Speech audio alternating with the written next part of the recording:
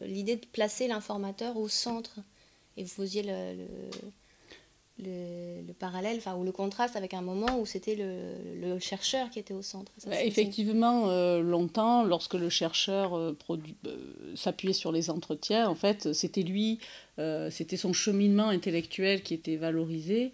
Or, effectivement, ce cheminement existe avec l'enquêté, avec le témoin, avec l'informateur, suivant les disciplines. On nomme aussi différemment les personnes enregistrées, mais dans le droit français, c'est eux qui sont vraiment au centre aussi de toutes les questions juridiques. C'est eux qui sont l'auteur de la production de ces paroles, et donc effectivement...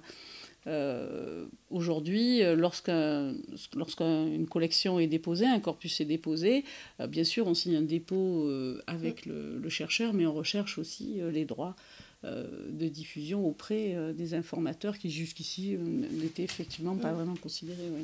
Donc là, c'est justement une des choses sur lesquelles vous travaillez actuellement. Oui, là, c'est un travail collectif qui est mené dans le réseau des maisons des sciences de l'homme, mais aussi avec tous les chercheurs qui s'intéressent à la... En fait, plus largement que les sources orales, c'est aujourd'hui, le chercheur est amené à manipuler du document numérique, en particulier lorsqu'il veut publier, et c'est quand même une question centrale que l'administration de la preuve, qui est de plus en plus au centre aussi, par exemple, des demandes des ANR, et d'autres demandes de financement. Donc l'idée, c'est j'écris un article ou un ouvrage et je permets l'accès, et je publie aussi les sources de ce document, quelles sont les règles, qu'est-ce que je dois suivre, et non pas seulement des questions juridiques, mais aussi des questions éthiques.